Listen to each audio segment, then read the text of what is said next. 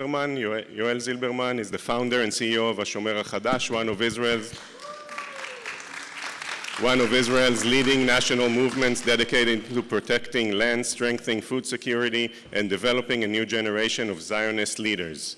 As a reservist officer in the Israeli Navy SEALs, Yoel played a key leadership role after October 7, 2023, establishing and commanding civilian mobility units that supported IDF operations across Israel. Named one of Jerusalem Post's 50 most influential Jews in 2025, Yoel is also a prominent international speaker and a leading voice on civic responsibility, unity, and Israel's future.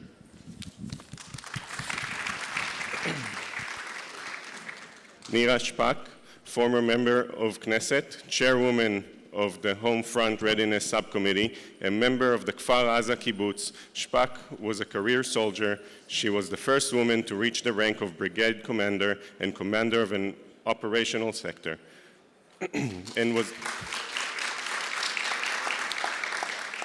the first woman to lead the training section of the Israeli ground forces. After being discharged with the rank of Brigadier General, she worked at the Ministry of Defense and Ministry of Home Front Defense. Prior to the 2021 Knesset elections, she was placed 17th on the Yesh Atid list and was elected to the Knesset. In May 2022, she was a recipient of the Knights of the Quality of Government Award by the Movement for Quality Government in Israel. Shpak is a member of the Board of World Jewish Congress Israel. Welcome.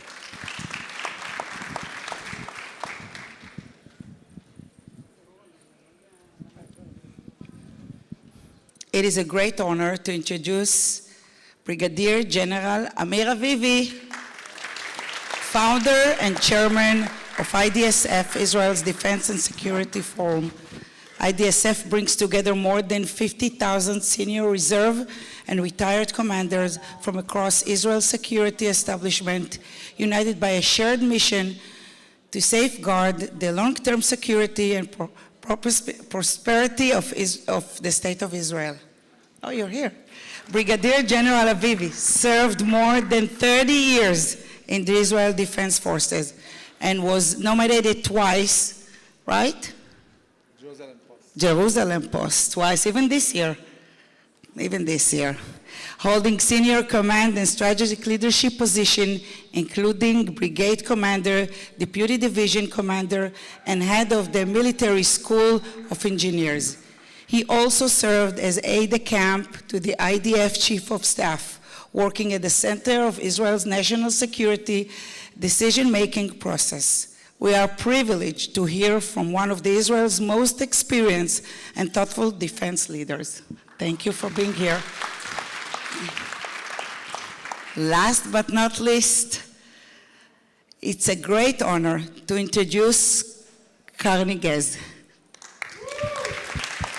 a young Israeli leader whose courage and command under fire have already become part of Israel's modern history. Karni was born and raised in the city of Ashdod, one of the 6 siblings. Wow, you are the oldest? Second.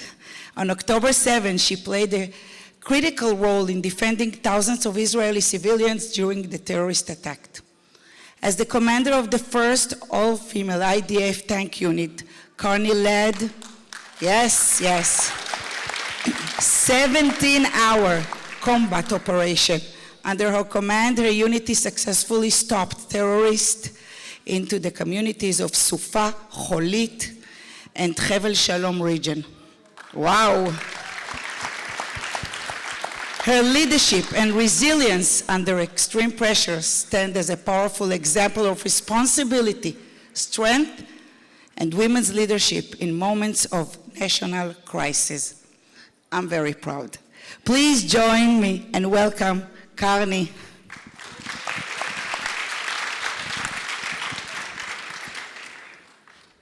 Shabbat Shalom to everyone.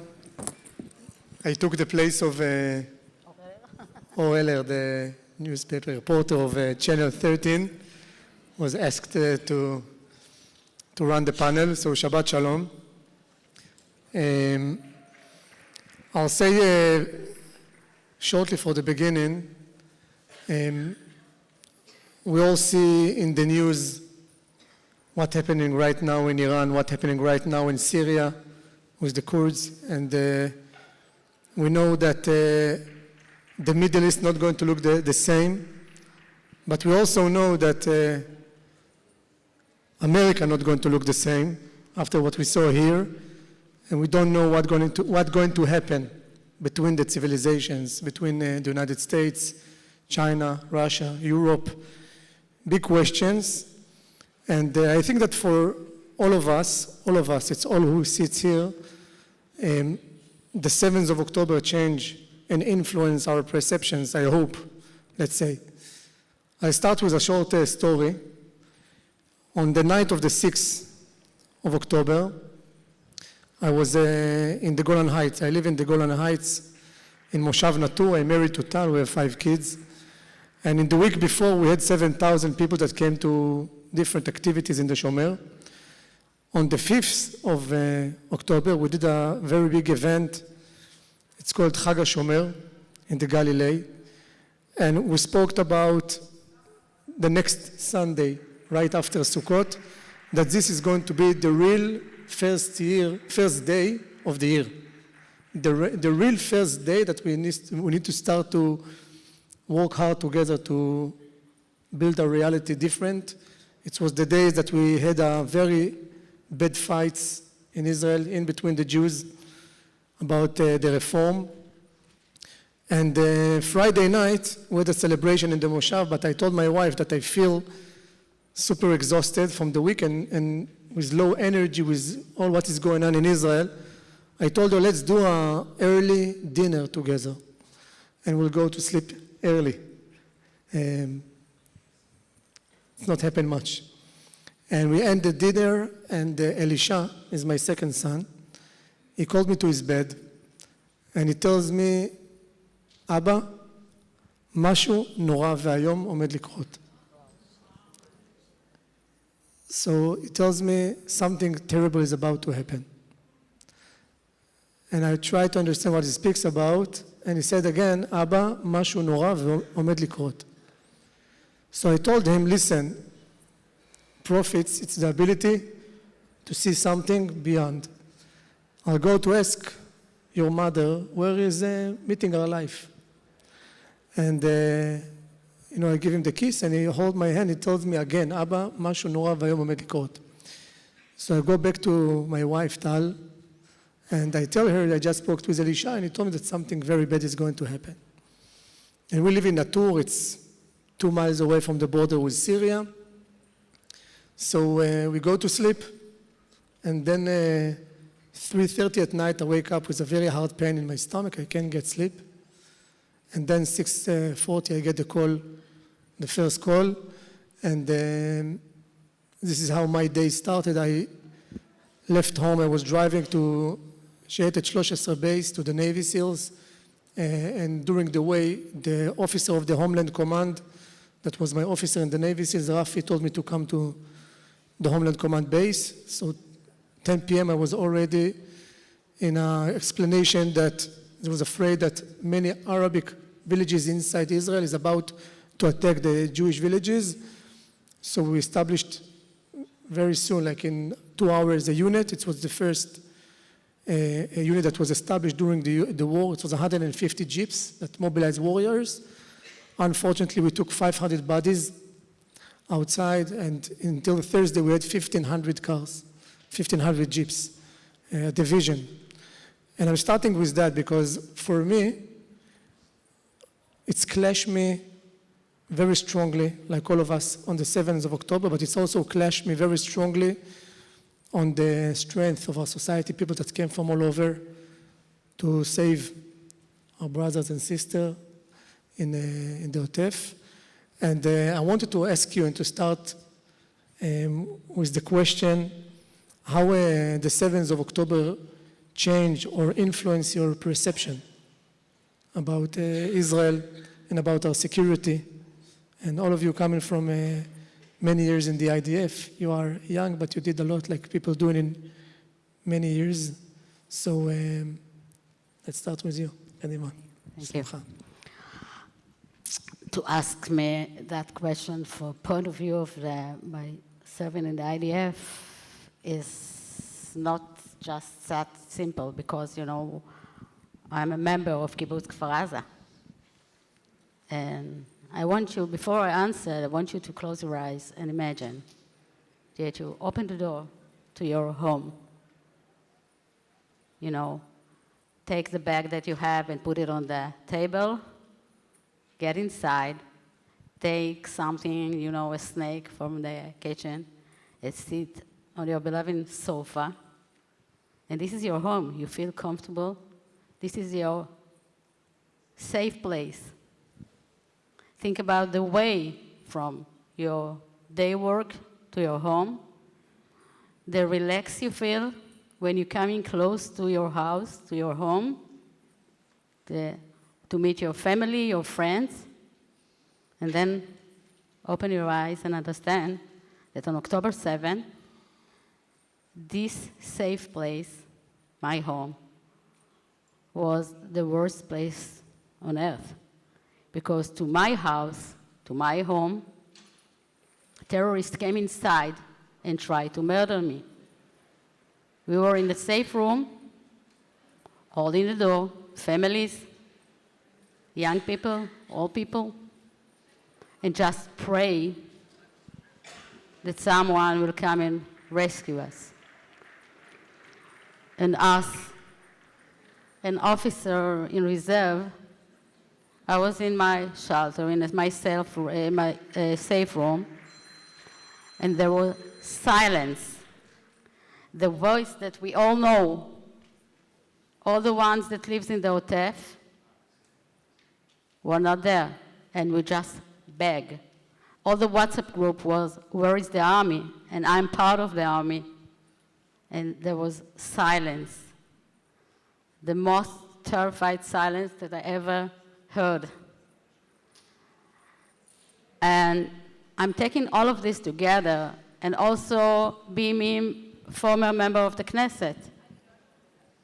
And what the hell is happening here? You know, we are both friends. We trained for years just for cases like that. And I want to tell you something. I'm the same person. I believe in the same thing. But the reality changed. And I'm just now trying to recover, get the resilience, myself, my community, the whole country. But the most thing that I learned is to ask and fight for questions and not take anything for granted. And this is what happens on October 7. This is what changed me. That's why now I'm a fighter in every field, demanding for questions for my answers for my questions. And this is what we all have to do. So I think in my case, things are a bit different. I founded like 6 years ago a grassroots movement and think tank, הביטחוניסטים, in English IDSF. I founded it because I knew the conception. I knew we were in a terrible situation. I could see where things were going. And 2 years before the war, we wrote a national security assessment saying crystal clear, war is coming. We're going to have a multi-front war. And we have only two choices, or six-day war scenario or Yom Kippur scenario. And we knew we lack intelligence. We knew what our enemies want to do. We knew they're not deterred. And half a year before the war, based on this assessment, I published a book called in English No Retreat, in Hebrew Lo Nashuv Achor. It describes the war that is going to come and what will happen also after the war. But having said that, and knowing that war is coming and all of that, still, I must say, 7th of October was a shock in several ways. One, knowing that there is lack of intelligence in Gaza, I didn't imagine that it will be to such an extent that Israel won't see a full-scale war coming. I mean, yeah, I could see not seeing a specific attack, some terrorists attacking, but not a full-scale war. Missing a full-scale war, it was something inconceivable. The other thing is that when I was thinking about the fact that terrorists, whether it's Hezbollah or Hamas, are going to storm towns, I was thinking about it from, I would say, like a very technical military point of view. I said, okay, they will conquer. It will take us 2 days. We'll conquer it back. I couldn't imagine the atrocities. I never thought, I didn't imagine it. I wrote about these things, but I didn't think how it will actually look like. What a terrible thing will happen to the people. And this is something that even writing it in the book, I didn't really think about how devastating this day will be. And I think probably the biggest lesson learned from everything, you cannot have massive terror armies on your borders. This is like a tsunami that no spoon can stop. We cannot have this. We have to be proactive and make sure that they don't exist, that there is nothing endangering Israel on our borders. And something that was obvious to me before, but even more now, we need to be able to defend ourselves by ourselves. We cannot trust anybody. We need to produce our own munitions.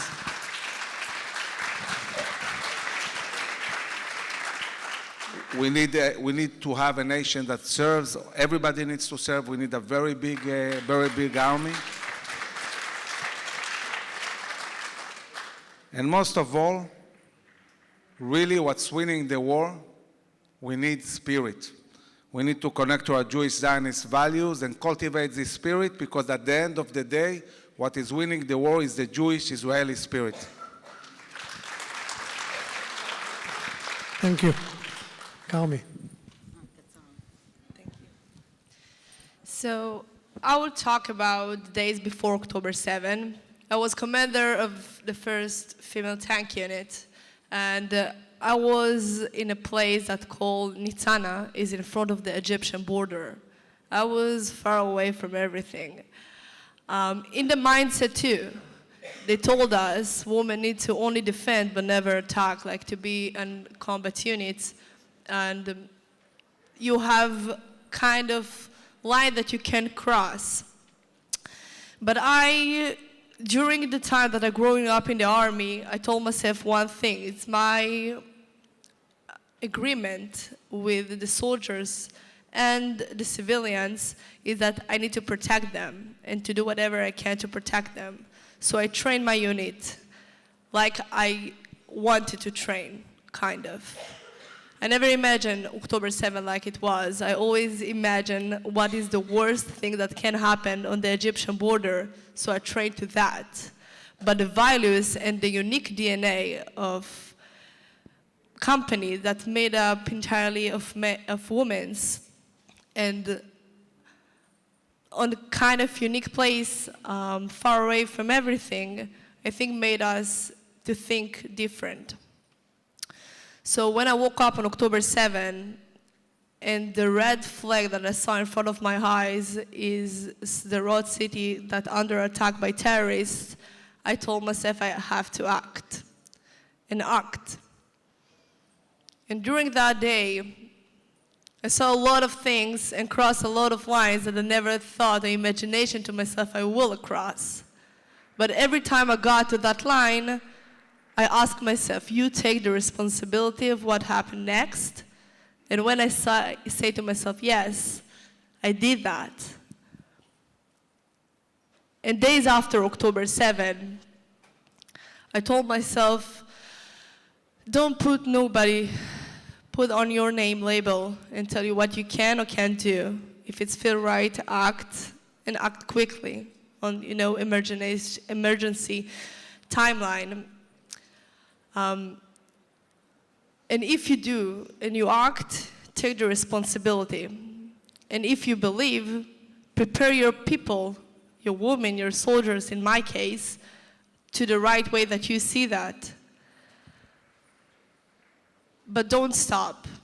And don't just talk, do. And this is my big lesson from October 7. Thank you. With women like that, what chance does our enemy stand, right?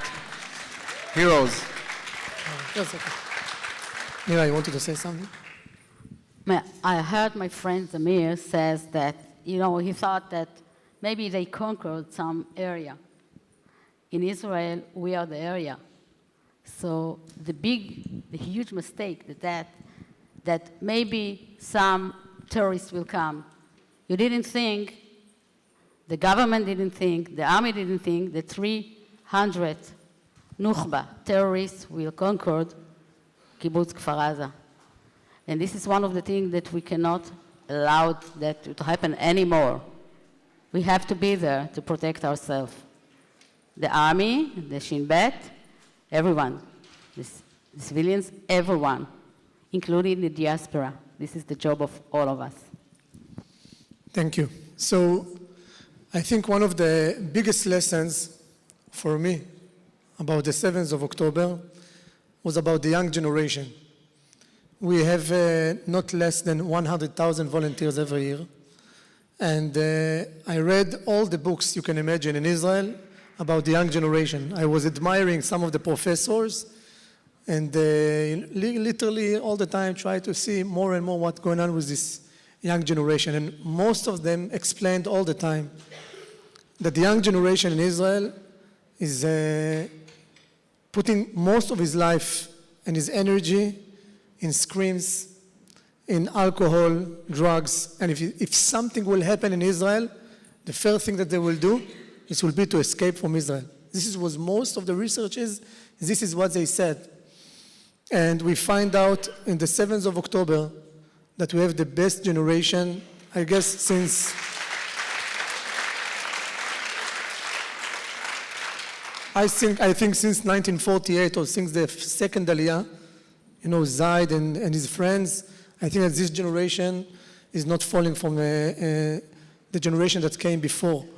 And it's opened a conversation about how the future is going to look like, how the future of Israel is going to look like. You spoke a bit about the ultra-Orthodox, and we have the Arabs, and we have many huge challenges, but I want to hear you on this day after, okay, from a perspective, because the army is most important resource. It's this young generation.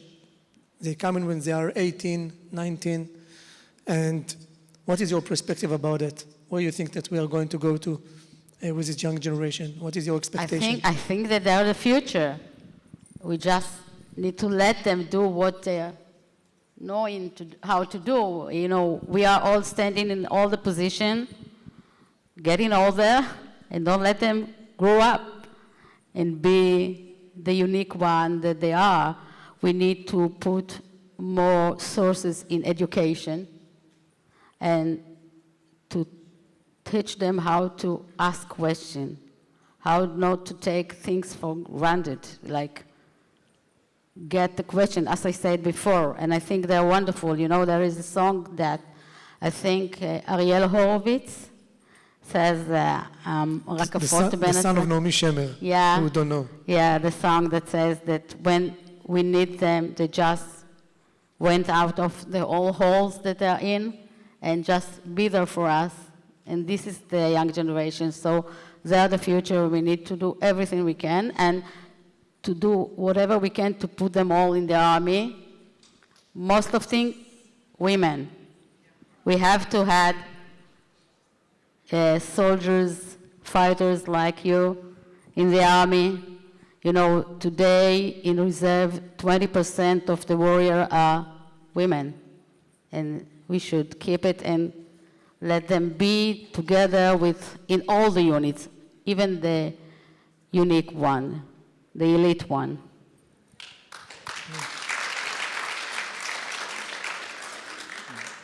This week I was hosted by a family that the husband is one of the leading strategists and pollers in the US. He got Clinton elected at the time. And he said to me at a certain point, I think that here in the US, people should vote only from the age of 24. They're too young at the age of 18. They don't know anything. Told him, in Israel, the other way around.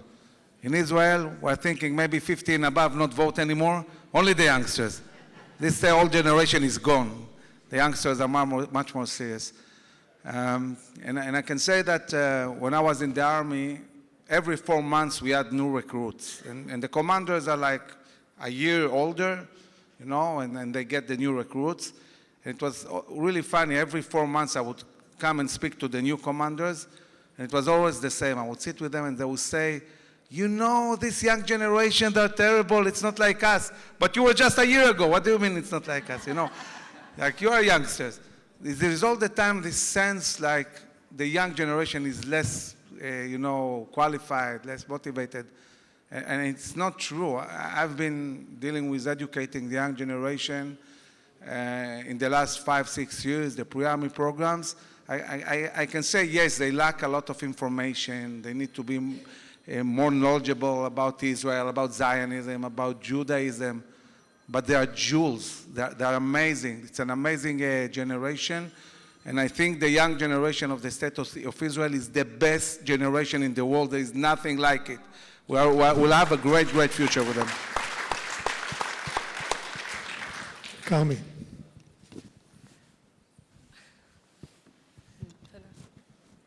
So because I'm part of the young generation, yeah. I first of all say that I'm allowed to say that I think people give us too much credit. I grew up in a history in front of my eyes. I read a book about 73, the War of Yom Kippur, 56, Independent War, Lebanon 1, Lebanon 2, and I looked about those people during a reading and say, they're heroes. Like, I want to be a hero. And when you tell someone when he's young, you can sit and rest. No, I don't believe that. I think we should push the young generation to be better, to look above themselves, to look around, to see people that connected to them, like Jewish community outside of Israel, and understand that the bonding between us, Israeli and American, are important. And tell them, no, politica is not just for, old people, but young should fit inside too. And don't ignore that because it's hard and not nice, and everybody know what it is to be part of politica. But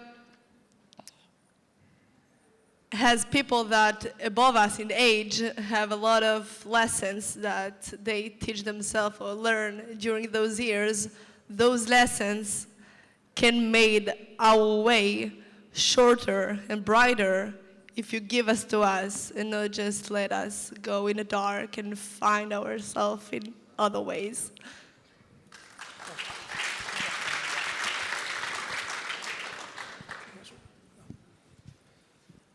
So, look, I tell you something. We sit here in Miami, and I tell people few things that I think that change life for all the world Jewry.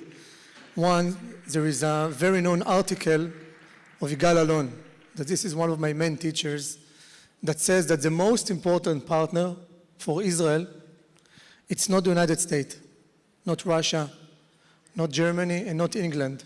It's only one. It's the world Jewry. This is the only one that you can trust on. And what we saw during the war, it's the only state in the world, because we can compare it to what we saw in Ukraine, how people escaped, how they took all the money out. And Israel, you saw during the war how thousands of people trying to take planes to go and fight in Israel. I think there is more than 3,000 kids from here, from the United States, that grew up here, that came to fight in Israel. We lost many of them. Many of them got injured. And I think that we are in a situation in the world that the world Jewry is different than any other Western people in the world, than any other. And we know how big is our risks. We saw what happened just a few weeks ago in Australia. We know that it can happen tonight in this building, okay? We know that there is no Israeli soldier that's going to save us here. This is the situation. And it's open, like you said, it's open a lot of big questions about our future. How the future, if we sit here together, all of us, some of us speak Hebrew, some of us speak other languages, but like, when I'm when I'm teaching the young groups in the Shomer, sometimes I'm asking them where your grandparents came from. There is like 10 or 15 boys in the group, in the team, and their families came from like 25 different countries.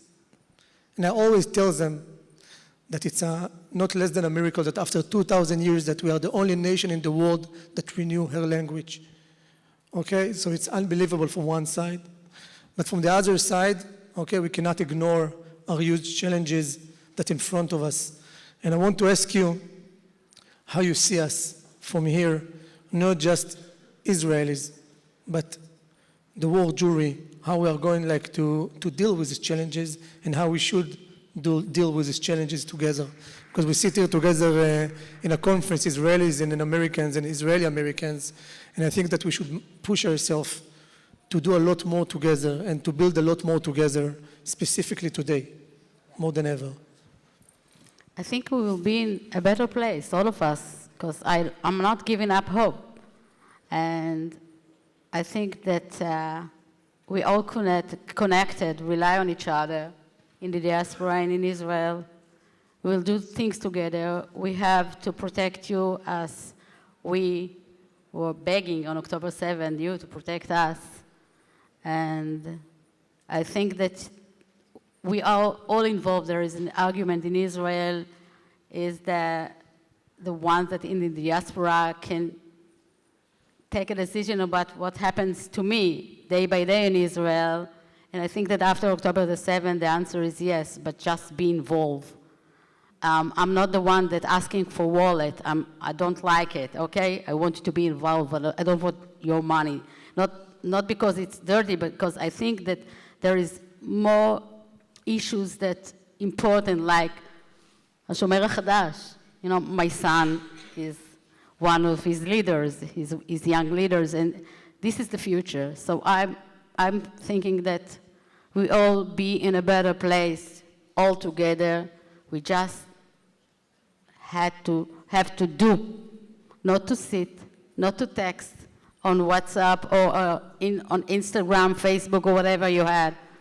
Just do it together, and we're here for you, and you are for us. Thank you. So Israel and the Jewish people have been facing in the last few years 4 big potential existential threats. One is this war, Iran and all its proxies, all this war we have been fighting in the last 2 years. I want to tell you, the war is not over. It's not over yet. In the coming months, probably war will be renewed on all fronts, in Gaza, in Lebanon, in Iran. We are going to bring this regime down. There will be no Iranian regime when we finish this war. And of course, it's going to be done with the leadership of President Trump and the US leading this attack in Iran. So in a few months, the war will be won decisively. And following that, Israel will go into into a golden age. Into a golden age, there will be peace agreements, and the economy will boom, and there will be massive aliyah to Israel. And there is also going to be baby boom. We spend a lot of time in the shelters. But as Israel is going into a golden age, we're facing 2 big, or even 3 big challenges that we need to be aware of. One, and this has a lot to do with the work of the Shomer Chadash, is the fight over the land of Israel. It's the fight inside Israel over the Negev, the Galil, Judea and Samaria. It's about governance, it's about sovereignty, it's about parts of the Arab society amassing huge amounts of weapons and munitions. We have to deal with this, and we have to secure Israel from the inside, not only along the borders. This is a huge thing we need to deal with at the end of the war. But the other issue is the growing anti-Semitism around the world. And I think that while I'm so optimistic about the future of Israel, I'm afraid that anti-Semitism is going to grow exponentially in many, many places. And Israel needs to take responsibility. The Jews have helped Israel for many, many years, and now it's time for Israel to take care of the Jews and defend Jews all over the world. It's an Israeli mission, and I think we need to take it seriously. So on one hand, defend the Jews, and on the other hand, really get ready for massive aliyah. We're not ready for that, and it's going to come. And last but not least, all of us, the Jewish people, we have to unite and remember we are the heroes of the story, not the villains in our own story. We are the heroes of the biggest story of all. And it's time for us to unite, to get excited again about our identity and who we are and our story. And only through unity we can really stand the uncertainty of the future and deal with all the challenges. Thanks.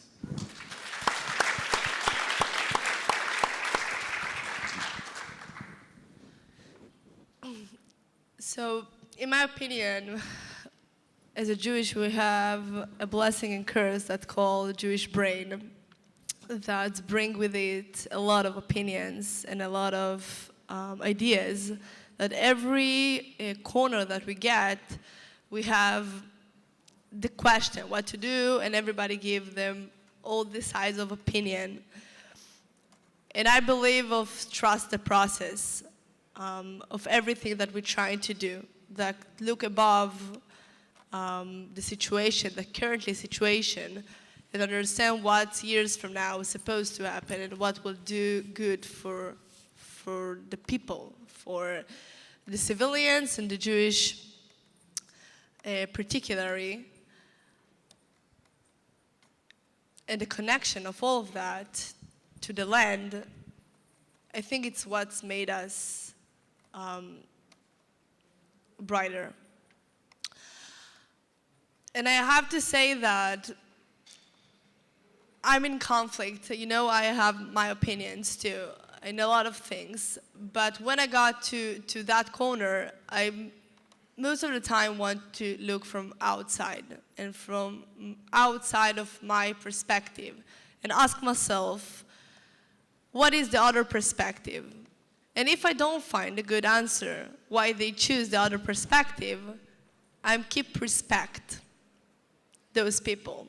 And respect is what made me follow, even when I don't want. And I think the army teaches you that well, that you're supposed to follow your commander, even if you like what he say to you or not, because you're supposed to trust the process. And in the end of the day, you can say what you want to say, but don't force. Don't force people, and don't try to fight with each other. And every time when I go out from Gaza and I saw people sitting in the cafe and chilling and enjoying from the time, I was happy because I told myself, for that I fight, for that I risk my life every time. But when I saw other things, when I was inside, and I have to say it's most of the time in the news, but you say things that ripped us apart. And I look around and I see same people like me, maybe different opinion, but like me. So the dissonance between what I see in media and what I see in front of my eyes made my heart fill again with the hope that we will win if we will stay together.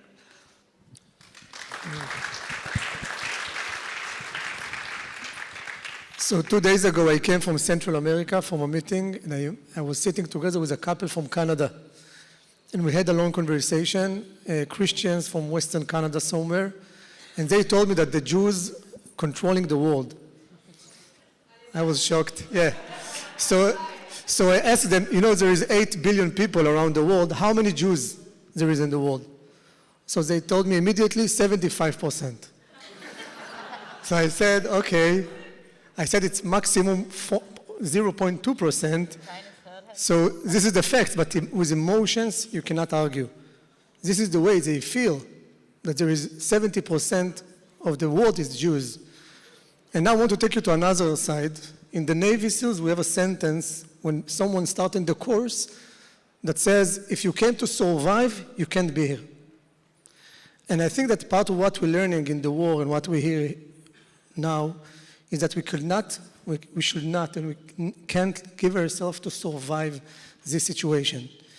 And we need to ask ourselves, what is the vision that we are bringing to the world? And from one side, like you said, Amir, there is so many huge challenges in Israel. Our borders are empty. Everybody lives in Tel Aviv. I guess that some of you have apartments in Tel Aviv. But there's like in the Jordan Valley, 4,000 people. In the Arava Desert, 2,500 people. It's zero, okay? The huge problems with the Bedouin. We have the drugs in the army bases areas, 5 billion shekel, businesses of drugs that the Bedouin growing, and the 400,000 illegal guns. We have huge challenges, the Houthis, and so many others. But I do think that Israel and the world Jewry must bring a vision to the world. Okay, for example, Israel now is dependent on food supply from Turkey and Jordan, 50% of our food. And we need to make sure that in 5-7 years, Israel becoming the Joseph of the Middle East. We will have the Joseph Accords, that Israel feeding the Middle East. And it can happen. Qatar did it in 2017. So just one example. And I think that each and every one of us must break a glass during this period of days. I can give you a small example. 4 weeks ago, together with the officer of the Golan Heights, I took my cows. I have a ranch. I took my cows and I moved them. I don't know if it's the most stupid thing I ever did, but I took them to the other side of the border between Israel and Syria first time. Because it said it's 52 years, it's Israeli land that we abandoned. We never been there. So 3 weeks ago, we established like the small, fences, and the cows are there, and I'm here, so I don't know if they're still there. But I think that this is the kind of thing that we must break the glasses today. So I want to ask you, what is the glasses that you think that we should break today? And what is the thing that we, put as a vision for the next years? I take my glass to talk about Rani Gvili, okay? Because in Kibbutz Kfar Aza, 64 friends of mine murdered by the Nukhba. 19 taken to Gaza, 2 of them killed by mistake by the army, and I'm still in this fight, even though we all back to the community, because Rani Gvili, we have to do everything we can to bring him home to his family, to us. And when this happens, I raise a glass for hope.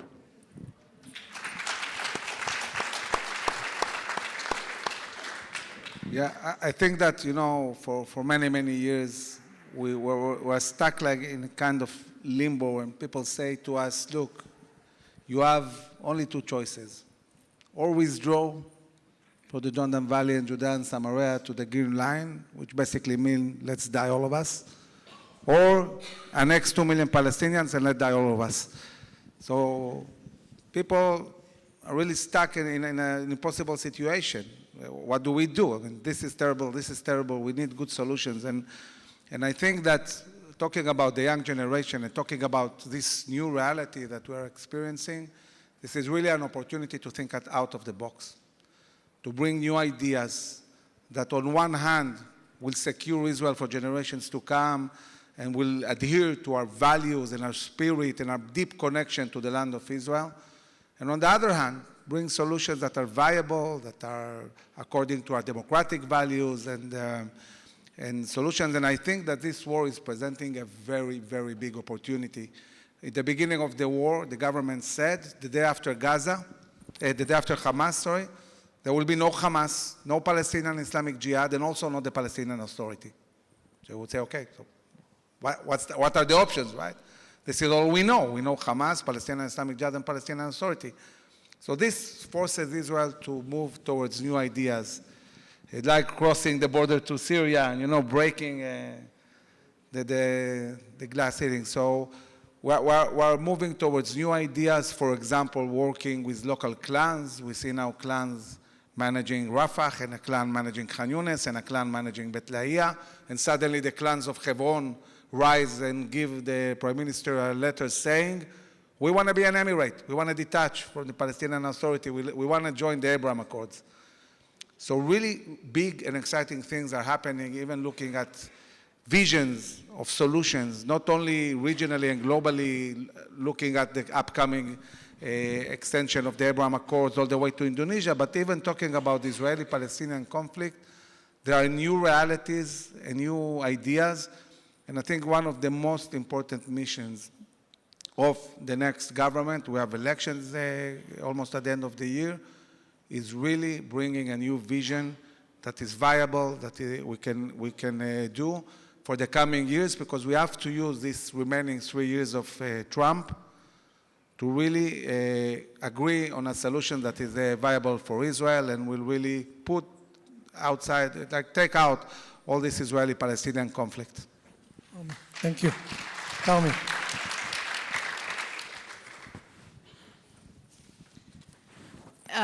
For me, is when we got control of all the borders, and when I mean borders, I mean like with outside of Israel, and I'm not talking about build higher wall between the country that surrounded us. So the army will defend and be strong in every corner in that country, and people will live in every centimeter in that country and not just in the center. And people will back and forward and to say, I'm a Jew, in a proud face, I will raise a glass. Thank you. If someone have questions, Simcha.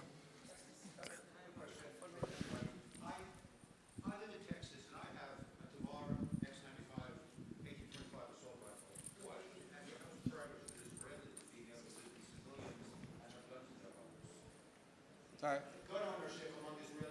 Right. Yeah. So, about Israelis owning guns.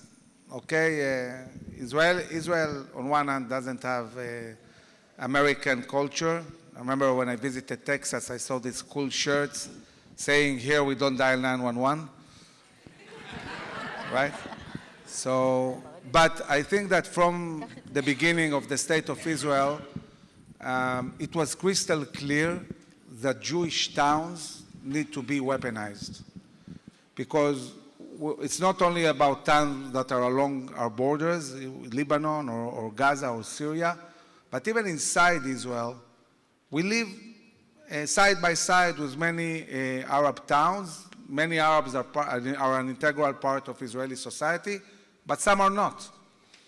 And they have a lot of weapons, and we need to be ready.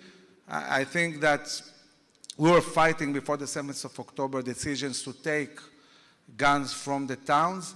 I can tell you that if at the 7th of October, the towns along the Gaza border were all weaponized the way they were supposed to do, they alone, without the IDF, would have repelled the attacks. Okay? And in places where they were actually able to organize with their own weapons, they managed to stop Hamas from going into the towns, or at least fight and not have a massacre. So today it's not just about towns along the borders. The Israeli society needs to be alert and weaponized, and it has to be with people who served in the army, who train. It has to be in a very organized way. This is not the Far West, but definitely we need a weaponized society. Thank you. Thank you very much, all of you, but especially I would say thank you to Nira to be here, to stand here in front of us, because I have friends in Kfar Aza, who used to live in Kfar Aza, and I can only imagine what it takes for you to be here. So thank you very much for that. We talked a lot about the new generation, the young generation, and all they did. And I have some criticism also to bring, and I want to know what you think about it. About the use of social networks and posting pictures from the bases, from the combat ground, on social media. We know the consequences on it. They can be legal consequences, they can be security consequences, and I would like you to tell us what are your ideas for the next generation, for the army to like regulate this kind of things? Thank you. So I'll say that if you're asking me, is to bring everyone back to Nokia. No, I'm laughing, but I tell you what. I think that reality is, you need to understand that I'm not sure exactly about the numbers, but the majority of the fighters inside Gaza was reserve people. And when you're working with reserve people and it's emergency, so your expectation, what you could manage on the situation was very limited. But I agree with you 100%. And I think not that, only that, I think we didn't manage what we want to say outside and not, okay? Spoke the picture that they take. Yeah, this is what I'm saying. I'm saying it was not managed. That was before the emergency. Illegal to do that. That was before the emergency. So it's part, I think it's The order is not to do that. The army, you're not allowed to take pictures.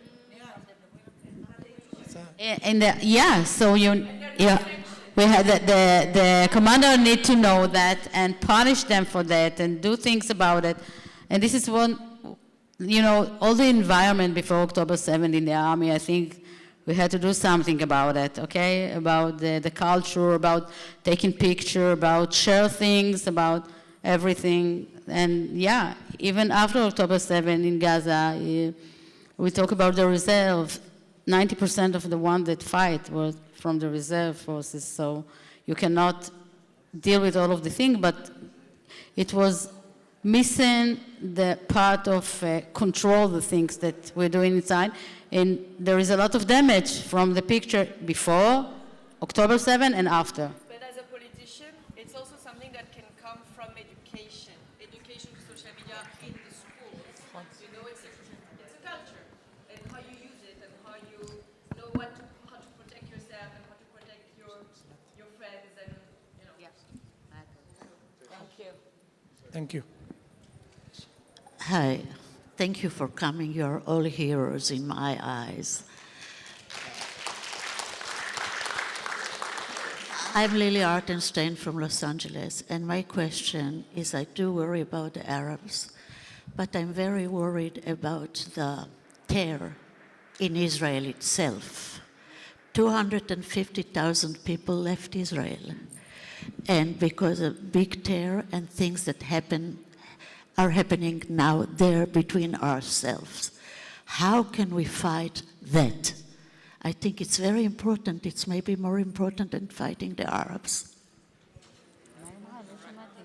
תחזרי על השאלה.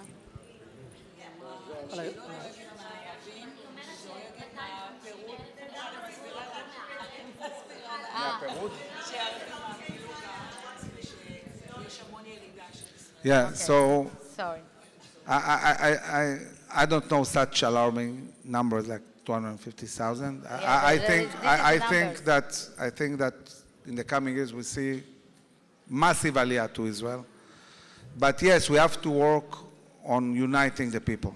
Okay, Yeah. and to unite the people, first you need leaders that think unification and not get the people fighting each other over politics. And unity requires vision, requires uniting the people around the common vision. And the vision is very clear. It's a Jewish Zionist vision. We need to revive it. We need to educate about this. We need to inspire the Israeli people, giving them, really a vision of what needs to be done. We need to settle the Negev and the Galil and mobilize the young generation to the Jordan Valley and to join Samaria. And we need to get people working together, and I think the leadership needs to set an example for the people. And when you see the behavior in the Knesset, this is exactly not how to set it. It's the opposite, terrible behavior. We have to change this culture.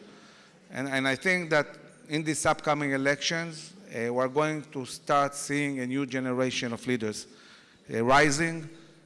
Leadership is not going to change in a day, but in the coming few years, we'll see new leadership emerging, and it must be a leadership that is visionary and unifying. Yes.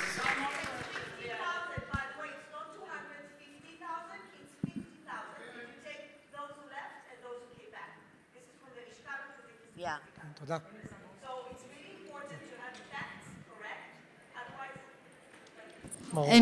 And to compare them to other years before. כן. We have last question here. Sorry, I didn't think I was going to be moved all over to the front. It's okay. Shabbat shalom. Thank you all for being here with us. I work on a college campus, and so I deal with a lot of, students and conversations about Israel conflict, Israeli-Arab conflict.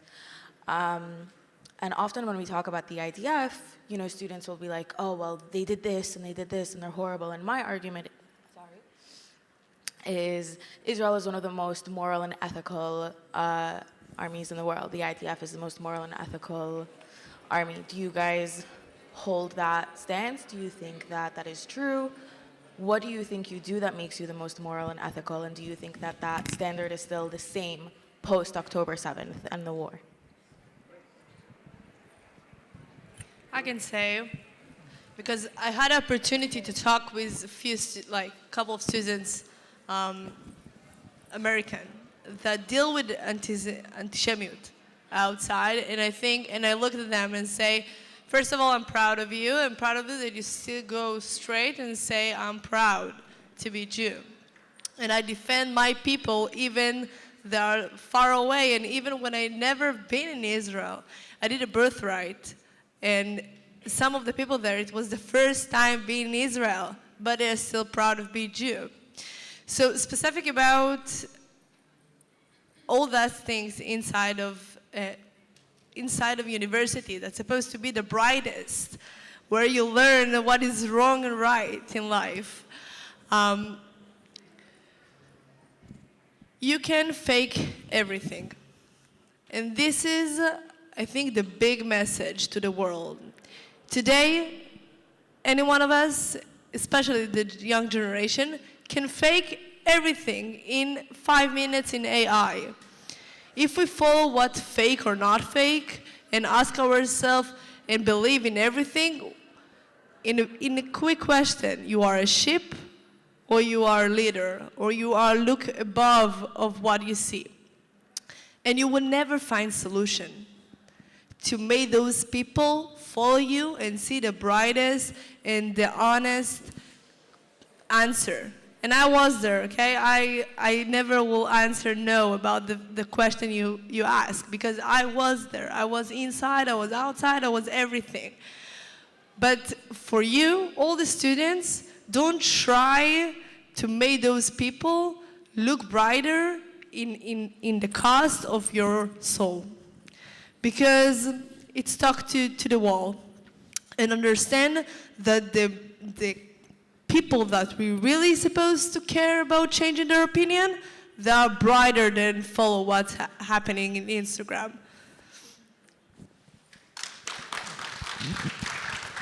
I will say shortly about that we just saw in the last 2 weeks, I guess there is not less than 12,000 people that got murdered in Iran. And actually almost no one in the world was screaming. Gerta and her friends still in the pub, not go outside. And there was, very focused on Israel and Gaza. So you understand it's very, very deep. And you understand that it's our only way to deal with it, because, there is Al Jazeera and so many other big powers. And it's only to unite powers and be proactive. Not to hide, but to unite the people together and build something together as a team, as a unit, whatever it is, in the college, in the neighborhood, whatever. So I think it's another way to deal with it.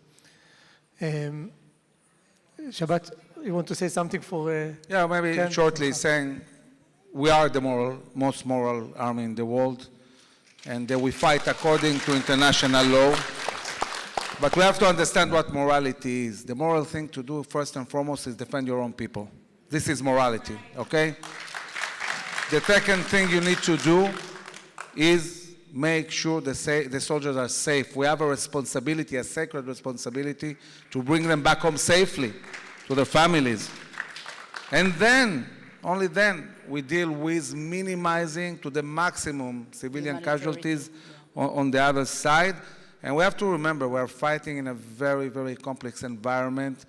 Hamas and all these organizations that don't wear uniform. It's very hard to differ between civilians. They embed inside civilians. They use them as human shields. They fight inside tunnels, and they try to coerce their own people to be around them. So we're fighting in a very complex reality. But even if I look at the numbers that Hamas claims that we killed, and I compare it to the numbers Israel is saying, how many terrorists we killed, talking about proportionality, and this is how you look at it, the ratio is like 1 to 1.5, maybe 1 to 2. A normal ratio in war in such a complex environment is 1 to 5, 1 to 10. This is according to the UN. No army in the world is able to achieve such numbers, only the IDF, and we're doing an amazing job.